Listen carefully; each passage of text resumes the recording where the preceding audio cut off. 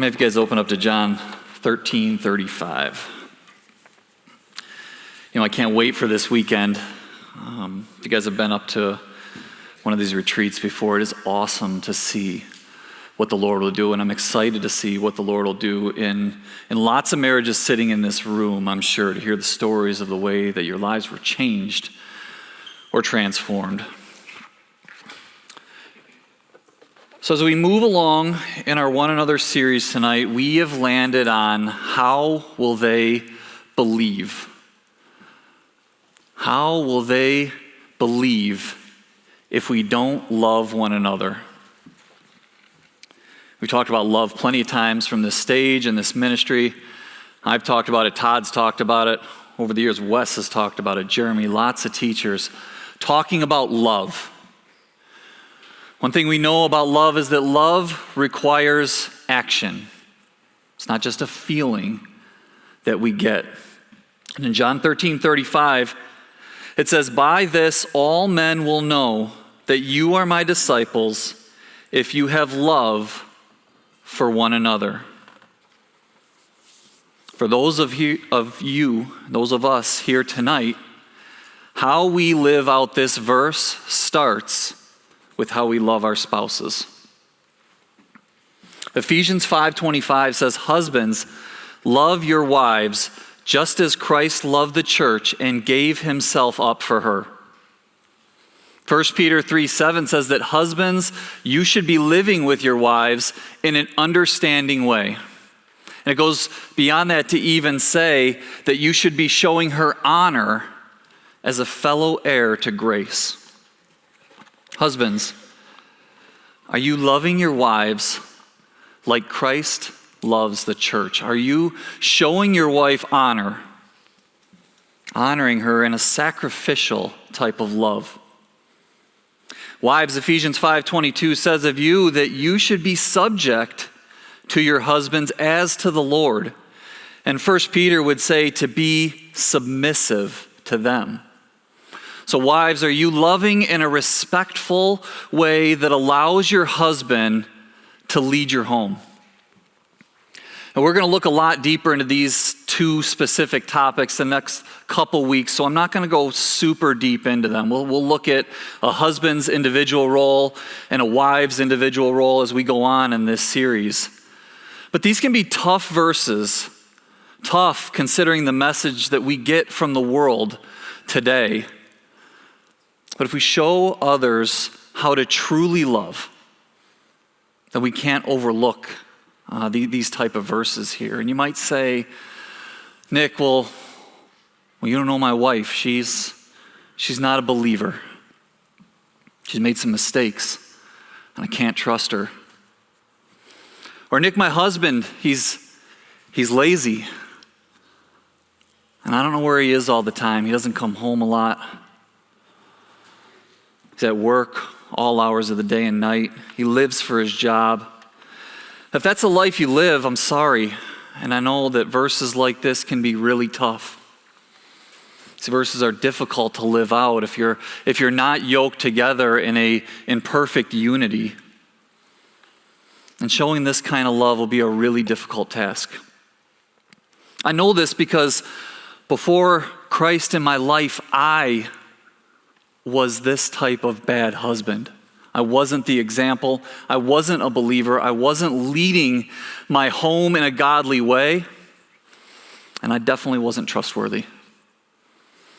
If you think you're married to an undeserving spouse, then again, I'm sorry.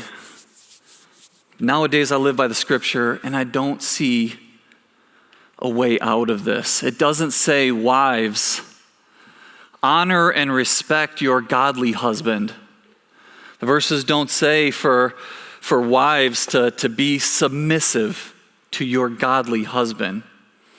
We're told in our submission to Christ, in our love for him, and in the love that we show our spouse, no matter what the situation, that they may come to know salvation because of the way we live without even saying a word.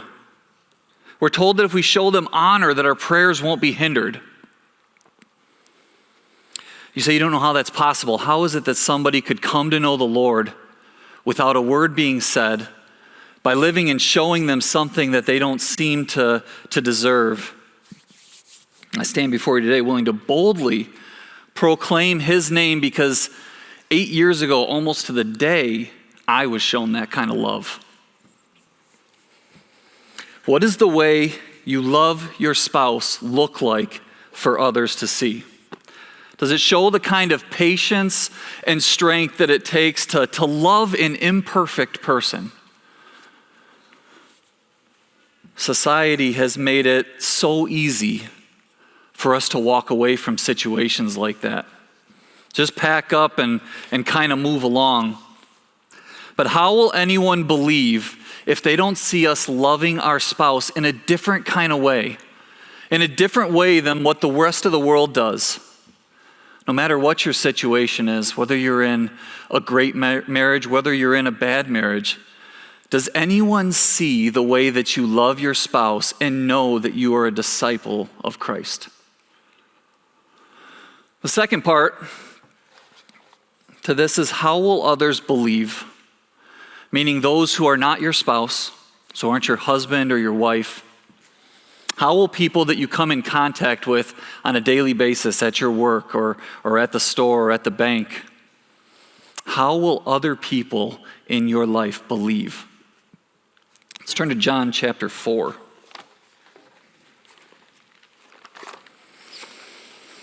I want to look at an example here of how Jesus loved somebody that we would consider different. So loving those that look the same as us can be pretty easy. I'll give you an example. I was at a Tigers game recently, and at that game, whenever the Tigers scored a run, the place went nuts.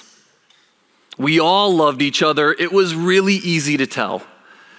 Everybody had jerseys on and shirts on. We had hats on. There were people falling over seats for balls, and people get up and hug each other and high-fiving. It was crazy. As long as you were wearing the right apparel, as long as you looked the same. It was really crazy and really fun, except for the fans of the other team. They got no love at all. Showing love to those who look different than us is tough. Take the Samaritan woman, for example. In John chapter 4, Jesus encounters a woman at the well. And in verse 7, it says, "There came a woman of Samaria to draw water. Jesus said to her, 'Give me a drink.'" One simple phrase. Now, it would have been well known in this time that Jews and Samaritans had nothing to do with each other. Samaria was kind of known for taking the Jewish outcasts or kind of their outlaws or those who had committed crimes and welcoming them in. Also, the Samaritans were known for worshiping idols and other gods and things like that. And the one woman even mentions this to Jesus. She says, do you not know who you are asking for a drink? This woman, she had been divorced multiple times. She wasn't somebody that we would look at and be like, yeah, she's a follower of Christ. She lived a lifestyle that wasn't one that would line up with what we would consider to be something of a holy or moral nature. Ever find yourself caught up in this? Ever thought that somebody wasn't worth speaking to because of the lifestyle that they live? Maybe they have a different style of worship than we do. Maybe they vote for a different candidate. It's an easy one to pick on, and the time that we live in and the time of the year and that we're in right now, I've never seen so much hate, I don't think. Just tell somebody of a slightly different political view than they have and watch the fireworks. Have you ever thought the best way to influence somebody, the best way to influence somebody for real change is to just love them where they are? Just to love them for who they are. Not condone their actions, that's different. right? We're not going to encourage people to continue on in sin, but to love them right where they are, the same way that Jesus loved the Samaritan woman, the same way that Christ loved you.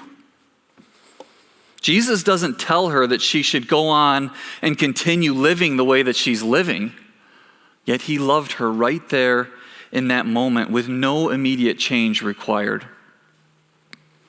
Because of this love, she believed. And she believed in him, and she went out, and we would read in a few verses that her testimony to other people would bring many others to come to believe as well. When we love others, when we show others the kind of love that we see Jesus love with the scriptures, it has a much further reach than we really know. There's this saying called the butterfly effect, and this butterfly effect was theorized by a meteorologist, and I don't know how many years ago it was, but what he came up with was if a butterfly flaps its wings in Brazil, it had the power to cause a tornado in Texas. And now I don't know about all of that, but it's this idea that a small change, something insignificant or minuscule that seems minor, can cause a big, huge result. In Luke chapter 5, Jesus gets into Simon's boat. And he's using it as sort of a secluded platform, I guess, to preach from. The crowds had been closing in on him, and it just says he goes and he steps onto Simon's boat. It'd be kind of like if you were at the dock and some weird hippie just stepped onto your boat and was like, hey, let's go out because I want to talk to these people. But that's what happened, and Simon's like, okay. So we use it as sort of a platform to preach to the people on. When he's finished, he tells Simon to lower the nets. And Simon's like, you're crazy. We've been out all night. We've caught nothing. Like, this guy's nuts. Doesn't he know, like, the shift's over. There's no fish out there. And we're going to read verses 6 through 11 here. And it says, when they had done this, they enclosed a great quantity of fish, and their nets began to break. So they signaled to their partners in the other boat for them to come and help them. And they came and filled both of the boats so that they began to sink. But when Simon Peter saw that, he fell down at Jesus' feet, saying, go away from me, Lord, for I am a sinful man. For amazement had seized him and all his companions because of the catch of fish which they had taken. And so also were James and John, sons of Zebedee, who were partners with Simon. And Jesus said to Simon, do not fear. From now on you will be catching men. When they had brought their boats to land, they left everything and followed him. This small miracle. No demons were casted out of anybody. No one was raised from the dead. No one who couldn't walk was walking. They caught some fish. A small miracle sent Peter and many others on a mission with Jesus to deliver the gospel. A mission that's still reaching millions today. One seemingly small miracle still making change. I wonder what it would look like if just the 100 or so people in this room right now left and did something small for the gospel. Did a little bit of something that the world sometimes doesn't. What if you grabbed your spouse's hand when you were out and prayed in a restaurant? I can't tell you how many times that we've been able to do this, and somebody would come up to us and ask us, hey, did you guys just pray? Thank you for doing that. You think people don't notice, but they do. One little gesture. How many small things could we do? Could you leave and pray with somebody on the street, maybe, who looks a little bit different than you? My wife is really good at this, but what if you were downtown somewhere and you gave a homeless person a few dollars and told them that Jesus loved you. Small forms of love that we could show people that might cause big change down the road. How will others believe if we don't love them like Jesus? Which takes us to the last step, Romans 10:14.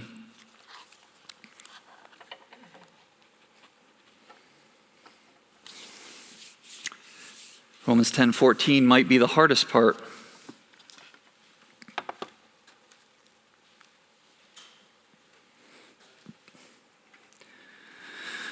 It says, how then will they call on him in whom they have not believed? How will they believe in him whom they have not heard? And how will they hear without a preacher? How will they believe if we don't have the courage to tell them? I think too often we confuse telling people that we're Christians with actually telling someone the gospel. And sometimes we can be okay with telling people we go to church. That's not usually the hard part. But how good are we at telling someone that Jesus died for you on the cross? Just telling someone to go to church is really good. But it isn't exactly the command we're given in Mark 16:15, when Jesus says to go into all the world and preach the gospel to all creation. Again, Romans 10:14 says, how will they hear without a preacher? It's hard, but if he's your Lord, if you truly surrendered yourself to him, it's what we're called to do. Now that you've been noticed loving people in a different kind of way, different than the world is used to, now it's time for words to come out of our mouth. This is when the believing and the making disciples part comes in. Our actions speak loud, and our actions bring opportunities for us, small windows of opportunity for us to speak hope into people's lives, for us to deliver the truth of Jesus to them. But how will they hear without a preacher? How is anyone going to come to the understanding of the power given to you to live peacefully in your life, no matter what storm you're in, if you aren't willing to tell them? How will they believe if we don't tell them? People say it's easy, but it's not. It's what people say when they want people to think they're the super Christian, right? Let me tell you a quick story here and somewhat embarrass myself a little bit.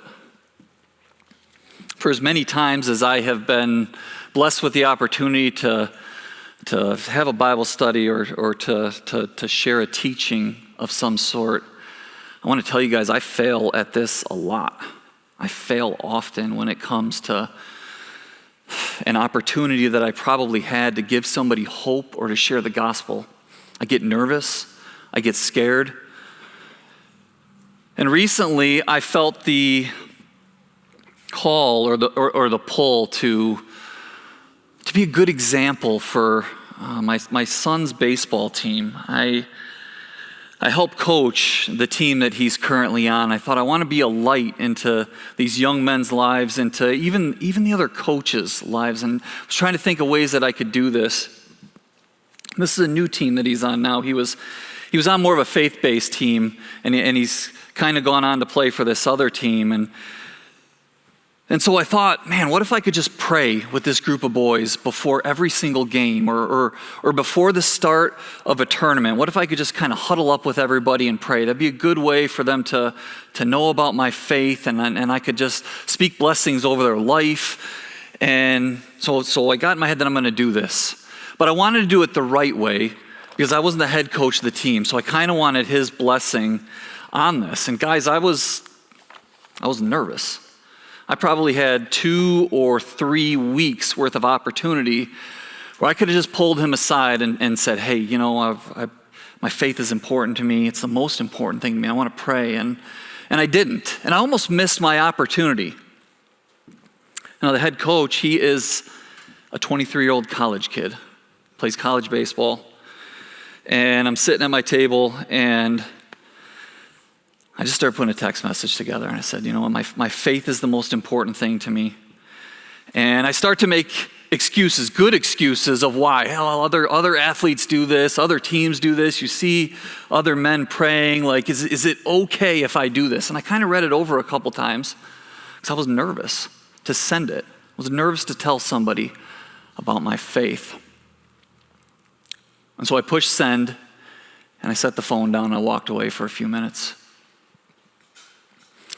And I went back, and I looked, and he had responded.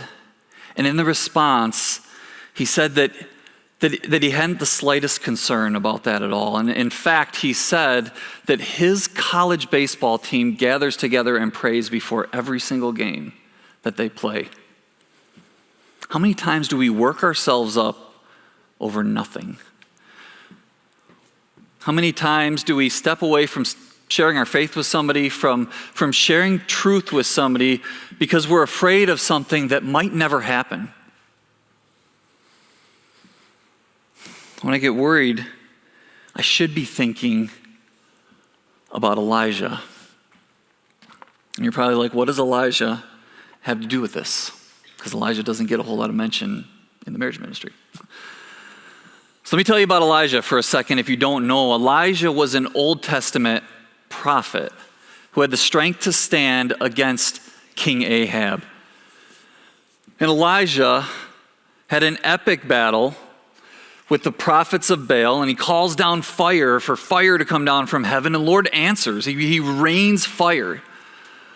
He's considered a biblical hero.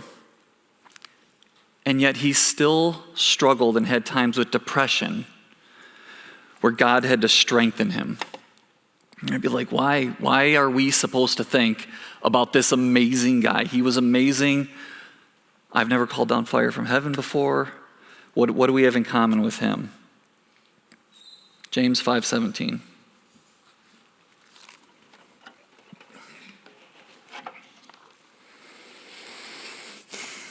James 5:17 says, Elijah was a man with a nature like ours. And he prayed earnestly that it would not rain, and it did not rain on the earth for 3 years and 6 months. So why should we think back about this great prophet when we're worried about sharing our faith? Because I guarantee many of you in here are okay telling people you're a Christian, but when it comes to share the gospel with somebody, not just the I love Jesus stuff, but the truth of the gospel, we clam up and come up with all kinds of reasons why we can't. Next time you feel like you can't share the gospel, that you can't speak truth in front of somebody, you can't pray for somebody, that you can't go on a mission trip, that you don't have the skills or the talents or any of the gifts, I bet a lot of us could come up with reasons Moses could do it. Guys like Peter and John. You say, well, we don't have that gift. Next time the enemy tells you to quit, that you're not good enough, that your marriage isn't strong enough, that you're too broken, that nobody wants to listen to you. The next time the enemy tells you that you can't, we spend so much time telling ourselves what we can't do. I think what we really mean when we say that is that he can't do it. I want you to remember Elijah was a man with a nature like ours. The International Children's Bible, because I need things in its simplest form, sometimes said Elijah was a man just like us. The Apostle Paul, Peter, Abraham, Ruth, all men and women just like you, and you, and you, and me, who leaned on and needed the power of the Lord to share their faith. I know it's hard sometimes to share your testimony, to tell others about the struggle that life was, or what kind of struggles or pit that the Lord might have pulled you out of. To tell someone about your faith and give them the truth of the gospel. But how will they believe if we aren't willing to put our fears aside and tell them? How will they know the love of Christ if we don't love them enough to give them the hope of the cross? I want to close with this. I read recently somebody that had said that the more they read this book, that the more they thought that this book was written to be studied. And now I really like the teacher that said this. I think he's a very smart guy with a lot of biblical knowledge, and I think there is some truth to that.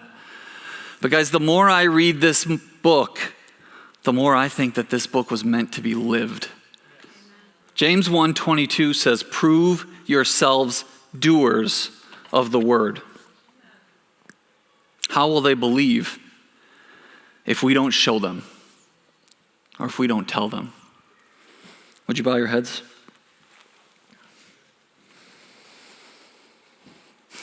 Father God, we come to you, God, with open hearts this evening, God. We give thanks for your word. God, we give thanks for your spirit that you so freely gave us, God, that we can lean on you in that spirit, God, when we're feeling weak.